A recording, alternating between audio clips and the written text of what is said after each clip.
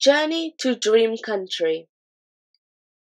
After the mad Frobscottle party was over, Sophie settled herself again on top of the enormous table. "You's feeling better now?" asked the big friendly giant. "Much better, thank you," Sophie said. "Whenever I is feeling a bit scrotty," the BFG said, "a few gallops of Frobscottle is always making me hopscotchy again." "I must say, it's quite an experience," Sophie said. "It's a ras-twizzler," the BFG said. "It's glorious." He turned away and strode across the cave and picked up his dream-catching net. "I is galloping off now," he said, "to catch some more whoopsie-whiffling dreams for my collection. I is doing this every day without missing. Is you wishing to come with me?" "Not me, thank you very much," Sophie said. "Not with those other giants lurking outside." "I is snuggling you very cozy into the pocket of my waistcoat," the BFG said, "then no one is seeing you." Before Sophie could protest, he had picked her up off the table and popped her into the waistcoat pocket. There was plenty of room in there. "Is you wishing for a little hole to peep out from?" he asked her. "There's one here already," she said. She'd found a small hole in the pocket, where she put one eye close to it. She could see out very well indeed. She watched the BFG as he bent down and filled his suitcase with empty glass jars. He closed the lid and picked up the suitcase in one hand, took the pole with the net on the end in the other hand, and marched towards the entrance of the cave. As soon as he was outside, the BFG set off across the great, hot yellow wasteland where the blue rocks lay and the dead trees stood, and where all the other giants were skulking about. Sophie, squatting low on her heels in the pocket of the leather waistcoat, had one eye glued to the little hole.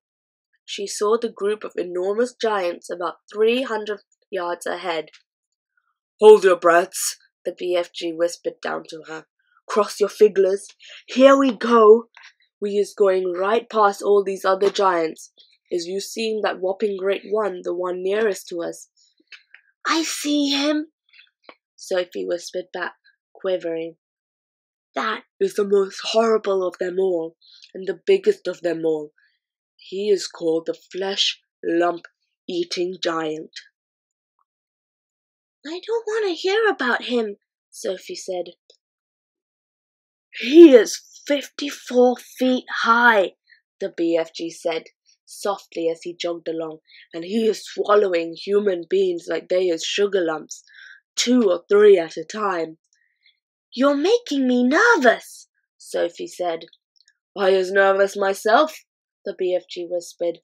"I always get as jumpy as a jog hopper when the flesh-lump-eating giant is around." "Keep away from him," Sophie pleaded. "Not possible," the BFG answered. "He's galloping easily 2 times as quickly as me." "Shall we turn back?" Sophie said. "Turning back is worse," the BFG said. "If they see me run away, they's all gonna give me chase and throwing rocks." "They would never eat you, though, would they?"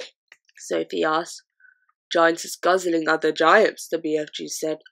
"They is fighting and scoring a lot with each other, but never guzzling them. Human beings is much more tasty to them." The giants had already spotted the BFG, and all heads were turned, watching him as he jogged forward. He was aiming to pass well to the right of the group.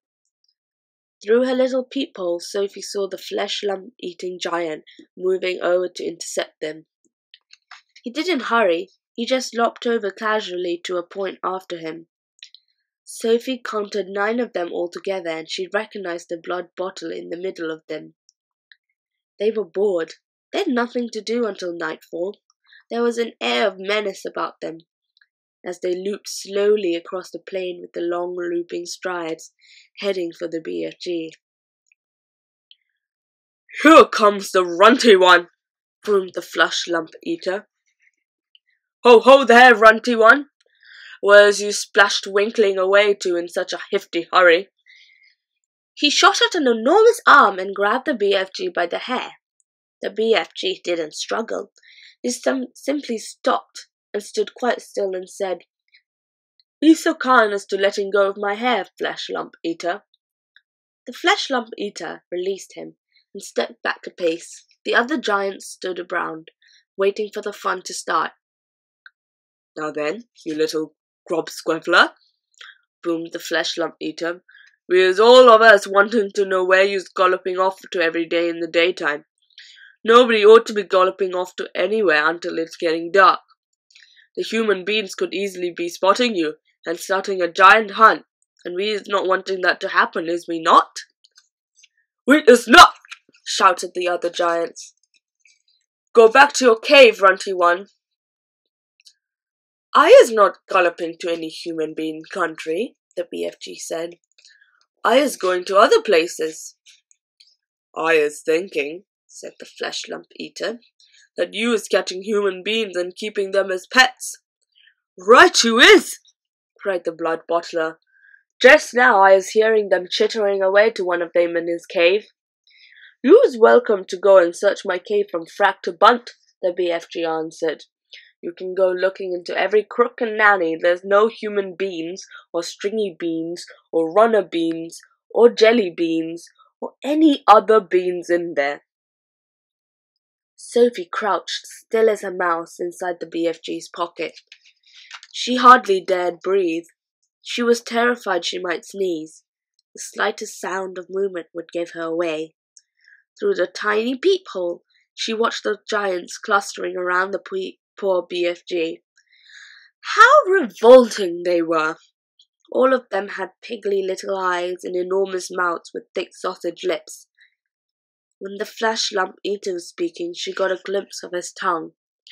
It was jet black, like a slab of a black steak.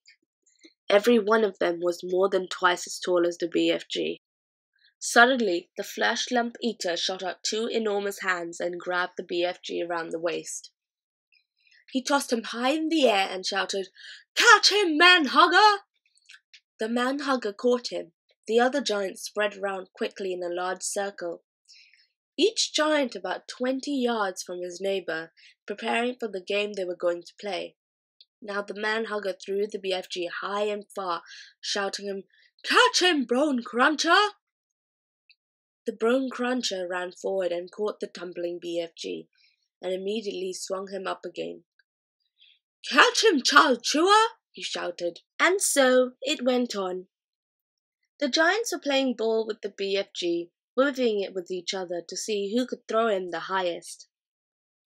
Sophie dug her nails into the sides of the pocket, trying to prevent herself from tumbling out when she was upside down. She felt as though she were in a barrel going over the Niagara Falls. And all the time there was the fearful danger that one of the giants would fail to catch the BFG, and he would go crashing to the ground. "Catch him, Mitt Dripper! Catch him, Guzzle Drug Glubber! Catch him, Mate Smasher! Catch him, Blood Bottler! Catch him! Catch him! Catch him!" In the end, they got bored with this game. They dumped the poor BFG on the ground. He was dazed and shattered. They gave him a few kicks and shouted, "Run, you little runt! Let us be seeing how fast you is galloping." The BFG ran. What else could he do? The giants picked up rocks and hurled them after him. He managed to dodge them. "Ruddy little runt," they shouted. "Trudgy little twit. Shrivelly little shrimp. Mucky little midget. Squawky little squib. Grubby little grub." At last the BFG got clear of them all, and in another couple of minutes the pack of giants was out of sight over the horizon. Sophie propped her head up from inside the pocket. "I didn't like that," she said. "Phew," said the BFG. "Few and far between. They was in a nasty crouching mood today, was they not? I's sorry he was having such a wriggly click time." "No worse than you," Sophie said. "Would they ever really hurt you?" "I isn't ever trusting them," the BFG said. "How do they actually catch the humans they eat?" Sophie asked. It's usually just sticking an arm in through the bedroom window and snitching them from their beds, the BFG said. Like you did to me. Ah, but I isn't eating you, the BFG said.